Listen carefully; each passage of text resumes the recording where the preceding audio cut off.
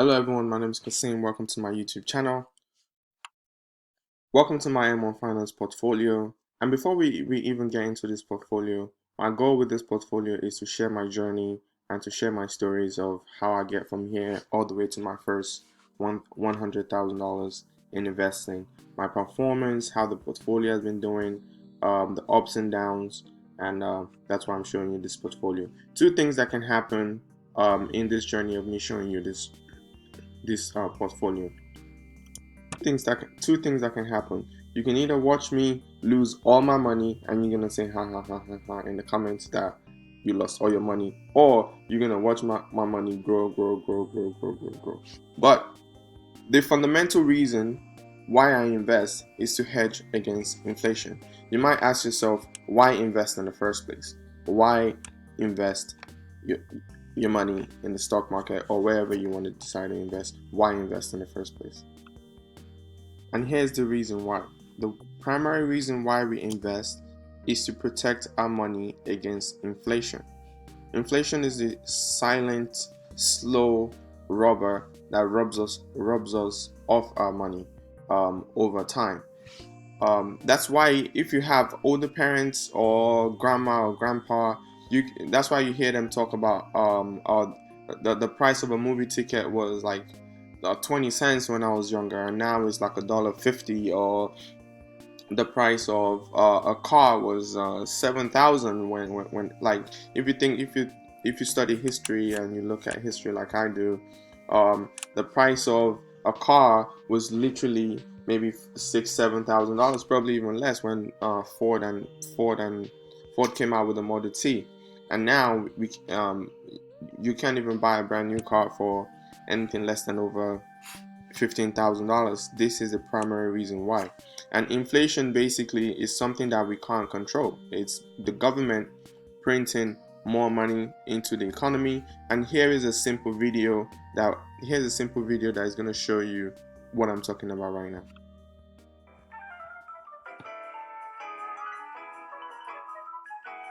Inflation is the increase in prices of goods or services over time. Dan just got paid and needs to buy groceries. Dan heads to the grocery store and loads up his cart with the items that he needs. These items cost Dan a total of $100. A year later, Dan returns to the grocery store with $100 to purchase the same items. However, now the same items cost $105 and Dan is forced to remove an item from his cart. Dan has experienced the effects of a 5% inflation rate. Dan must pay $5 extra to purchase the same items that cost $100 only a year ago. Inflation leads to higher prices and lower purchasing power. It's usually a monetary phenomenon caused by a country printing more than is justified by the country's wealth. When more dollars are issued for a limited amount of assets, the value of each dollar is decreased. Many countries' central banks set an inflation rate target of 2 to 3% per year. So if you're just saving money, or you just not bother with investing or anything like that, that's not the right way to approach things. I personally think that it's good to save and invest something. And with a platform like M1 Finance, they have really helped your everyday regular person that works at any place to start investing with something. And my goal with this portfolio is to show you how my portfolio is doing, how much I'm putting in, and to show you that you can actually start investing with very little amount of money on a weekly basis, as long as you do it consistently over time. So if you're just saving your money and you're not growing your money over time, you are prone to lose money. Matter of fact, you're guaranteed, 100% guaranteed to lose money, because if you're just saving your money just withers away. It gets taxed by the government, and you're prone to lose money over time. Primarily, investment dollars are supposed to be divided into different asset class, right? And asset class basically mean different categories that you can put your money into. First is equity. Second is fixed income. Cash or cash equivalents is the third one. And alternative investments like properties, gold, Bitcoin, if you want to talk about Bitcoin, and all these other categories, they fall into asset class. But for what I'm trying to illustrate, I'm going to look at primarily equities, fixed income, and cash equivalents. The other general rules of thumb is that, first of all, you need to know that stocks are not guaranteed to grow over time. Stocks are very, very risky. You should not invest in anything or any company that you do not know how they work, vis-a-vis knowing how to look at the company books, the balance sheets, the income statements. You look at all the financials, you listen to the company earnings calls. You have to have an idea of what the companies do. If you want to choose individual companies, if you don't want to choose individual companies, you might want to look at just putting your money into a basket of stocks index instead. So that's one of those. The other general rule of thumb is, how do you divide your money up? The general rule is, you take 100 and you take your age away from 100. So if it's 100 and you take 20, you're 20 years old, 100 minus 20, you have 80 left. So that means 80% of the money of your investable assets, the money that you have that you can invest with, 80% of it should go into stocks, and to go into something that is more defensive, like bonds, right? So that's also a key point to remember. So what's an equity? When a company decides to go public, when a company decides to sell or go public, they sell shares. They sell ownership of their company to the public. That's what an equity basically is. They're selling shares to the public, which is you and I. Apple is a public company. Google is a public company. Amazon is a public company.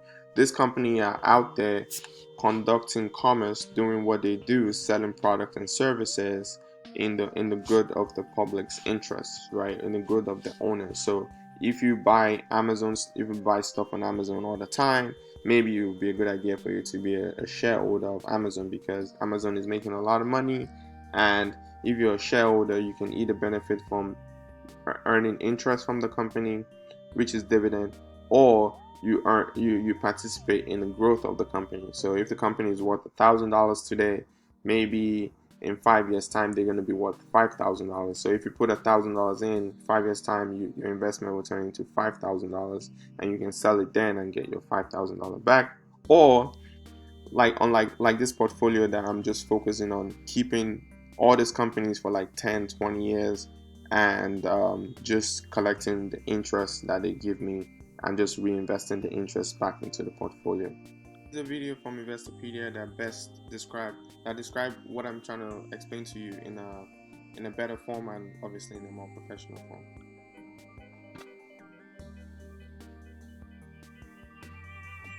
An asset class is a group of securities that are similar in fundamental ways. There are four main asset classes: equities, which are also called stocks; fixed income, which are primarily bonds, cash equivalents, and alternative investments, which include real estate, commodities, and sometimes hedge funds, private equity, and art. Investments in different asset classes react differently to news. A given piece of news may be positive for stocks, negative for bonds, indifferent to cash equivalents, and mixed for alternatives. Equities are shares in the ownership of publicly owned businesses. Their value goes up and down with investors' perceptions of the firm's performance. Historically, this asset class provides the highest return, but is the most volatile. Fixed income is any investment that pays the owner a fixed return each year for a set number of years, then returns the principal to the buyer. Bonds and annuities are types of fixed income. Their value is more stable than stocks, but it does fluctuate in response to changes in market interest rates. Cash equivalents include cash and short-term liquid securities such as government-issued securities, CDs, bankers' acceptances, euros, and commercial paper. They are considered the safest.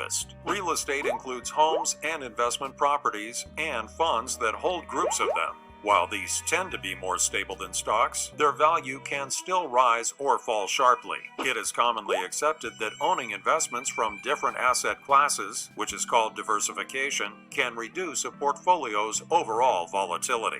And if we look at the first asset class, which is equities, you can see that even under equities, you have different sections that you can invest in, like real estate, bond, utilities, financial sector. These are all different sectors that you can invest in. All this ones you can basically call them equities. Bonds you can call them fixed income. But let's go into real estate, for example, right? These are these are different real estate companies. Some of them they own malls. Some of them they own um, residential properties. Some of them they own like Walmart stores that Walmart rents from them. So these are all different real estate companies that you can basically invest into. And I'm gonna do a deep dive into this portfolio in my next episode. But as of right now, I'm just trying to get the concepts out there in terms of you cannot have money just sitting around. No matter how little the money, you have to have it out there working, making money. And a platform like M1 Finance provide the ability for everyone of any amount. There's no excuse anymore that you cannot invest for the future, or you can complain about the rich people or this that. If you haven't read the book Think and Grow Rich, and also the Richest Man in Babylon, I'll put a link to those in the description so you can purchase those. Purchase those two books, Think and Grow Rich and The Richest Man in Babylon, and you can really see the concepts that I'm trying to put out there. But yeah, let me get into the next section. So to recap, your money should be broken up into 4 different type of investment categories. As you go along, these are something that for your everyday person, you're not gonna have all the money in the world to just dump into different asset class all at once. You can pick one, and then you start with one and you keep on going and going and going and going to the next. But in short, let me recap. The different asset class that we have is equities, fixed income, cash, or cash equivalents, and then you have alternative investment like real estate, gold, art. Those are alternative investment. And equities is one that we know the most, the one that I'm showing you right now, that you're seeing right now on the screen. These are basically different equities. And they are just pieces of companies that I own. Just like if I go and buy a property, is mine. I might borrow money to buy it, but it's still mine. As long as I pay the money off, that house will be mine. It's same thing too with all this fixed with all this with all these equities. I use my money that I've worked for to purchase those, and by purchasing them, I own them. And whatever the company decide to do in terms of pay interest, or if the company grows, then I benefit from the growth. That's basically what investing in equity is. You put your hard-earned money to buy you buy Apple, you buy Walmart, you buy Google, you buy any of these companies, and you can make money in 2 different ways. You can make money by them paying you interest, which are basically dividend, or you can also make money by the appreciation of the company. Like for example, Google is or even Amazon is another example. If we go back maybe 10-15 years ago when Amazon went public, or over 20 years ago when Google went public, each stock was going for about $15. If you had bought like $1,000 worth of Google stock back then, now that the stock is going for 7, 8, 9, even in case of Amazon, almost $2,000 for one. At some point, they started at single or double digits. $100, $150. If you had purchased like $1,000 or like $2,000 worth of those stocks back then and wait till now, you know, that's another way of making money, like the growth of the company, right? So the strategy that I've chose to look at to do with my M1 portfolio is more of growth at the same time with dividend. I include, as you can see, we have passive income here, which is a really good setup. And I got this portfolio from someone from YouTube that I'm gonna do a video about his channel. His channel is really great. I would highly recommend that people follow his channel. I'm gonna do a video about that. His name is Joseph Carlson, and one of my all-time favorite investor, Warren Buffett. I mimic his portfolio here, and I also have Global Growth.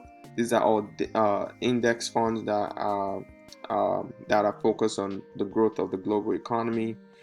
This is just something. This is also an ETF that is aggressive, basically dividend.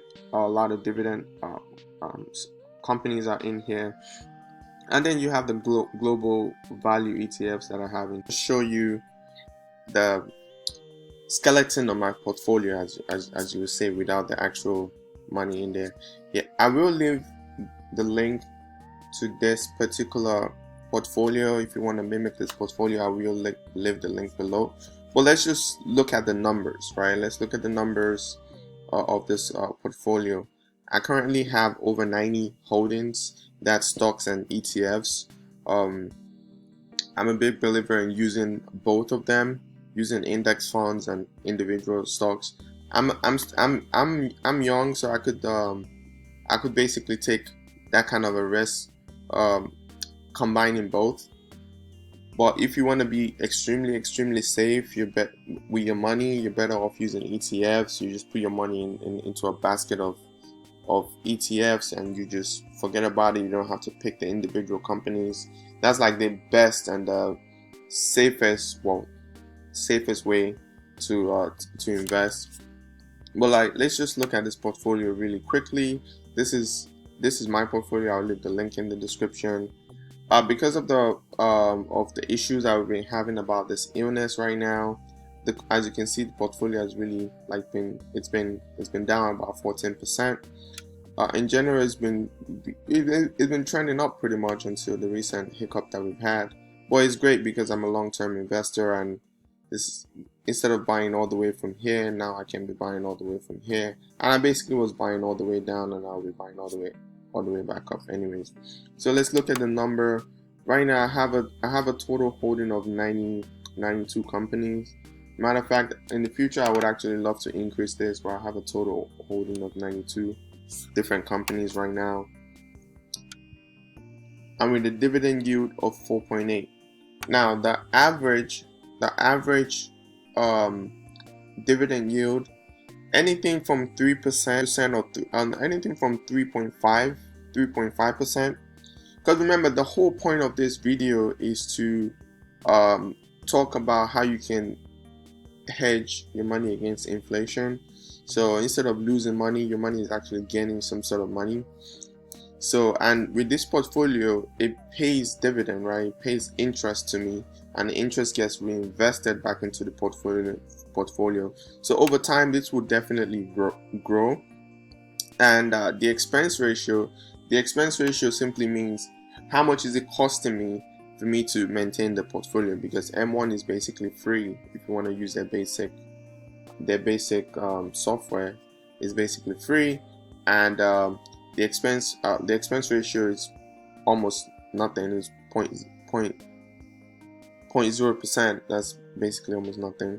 And then the dividend yield is really good. So all I just need to do is work on building and adding more money to this portfolio.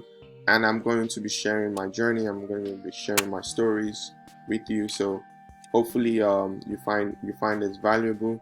If you find this valuable, please subscribe to my channel. Give this video a thumbs up so other people can see it, and just stick around and watch my journey. Thank you very much for spending the time with me today. Have a good one. I will have all these links in the description for you to look at and just break down. Comment if you have anything to add to the video. Subscribe to stick around to see if you wanna to watch my journey. I would love to have you around. Thank you very much and have a good day.